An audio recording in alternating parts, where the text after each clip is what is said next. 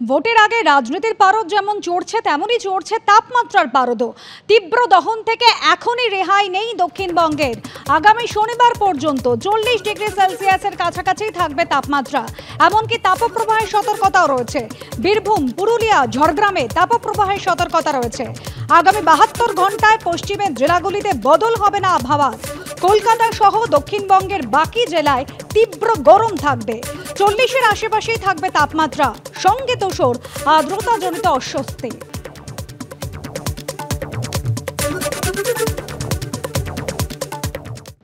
গত বছরের তুলনায় এবছর রাজবেশ সুকান্ত মজুমদারের মতন একাধিক বিজেপি প্রার্থীর সম্পত্তি বেড়েছে কয়েক গুণ। 26শে এপ্রিল দ্বিতীয় দফার ভোট রয়েছে দার্জিলিং এবং এই বালুরঘাটের মতন একাধিক কেন্দ্রে। তার আগে দেশ জুড়ে একাধিক প্রার্থীর সম্পত্তি সহ বিভিন্ন বিষয় সমীক্ষা রিপোর্ট প্রকাশ করলো এডিএফ এবং পশ্চিমবঙ্গ ইলেকশনের ওয়াচ।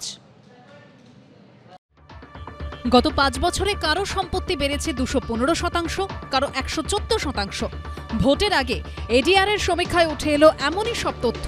লোকসভা নির্বাচনের দ্বিতীয় দফায় 26শে এপ্রিল ভোটের লাইনে দাঁড়াবেন দার্জিলিং, রায়গঞ্জ, বালুরঘাটের ভোটাররা। তার আগে মঙ্গলবার এই 3 কেন্দ্রের একগুচ্ছ প্রার্থীর সম্পত্তি সহ একাধিক বিষয়ে সমীক্ষার রিপোর্ট প্রকাশ করল অ্যাসোসিয়েশন ফর ডেমোক্রেটিক রিফর্মস বা এডিআর এবং পশ্চিমবঙ্গ ইলেকশনের ওয়াচ। দ্বিতীয় দফায় 3 কেন্দ্রের নির্বাচনে যে দুজন বিজেপির প্রার্থী দ্বিতীয়বারের জন্য লড়াইয়ের ময়দানে নেমেছেন তারা হলেন দার্জিলিংয়ের রাজবেশ ও বালুরঘাটের সুকান্ত মজুমদার। এডিআর এর সমীক্ষা বলছে গতবারের তুলনায় রাজবেশের সম্পত্তি বেড়েছে 215% ও সুকান্ত মজুমদারের সম্পত্তি বেড়েছে 114%।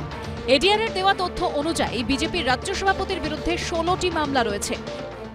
এই পর্যায়ের দুজনেই রিকন্টেস্টিং এমপি রয়েছেন। এই দুজনেরই এই চিত্র, এখানে বেশি কমে তুলনা করা হয়নি। টোটাল হচ্ছে 1198 জন প্রার্থী প্রতিদ্বন্দ্বিতা করছেন। এর মধ্যে 1192 জনের হলফনামা আমরা বিশ্লেষণ করতে পেরেছি। ওই 1192 জনের মধ্যে থেকে 250 জন 250 জন বা 21% প্রার্থীর বিরুদ্ধে নানান ফৌজদারি মামলা রয়েছে।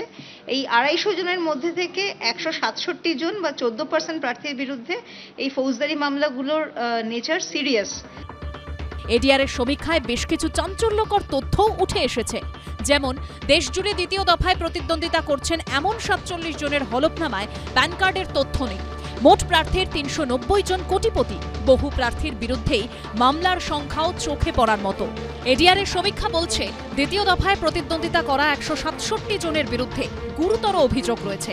সবথেকে বেশি মামলা রয়েছে কেরলের ওয়েনারে রাহুল গান্ধীর বিরুদ্ধে দাঁড়ানো বিজেপি প্রার্থী কে সুরেন্দ্রনের বিরুদ্ধে 243টি। সত্যজিৎ বৈদ্যর রিপোর্ট, এবিপি আনন্দ, কলকাতা।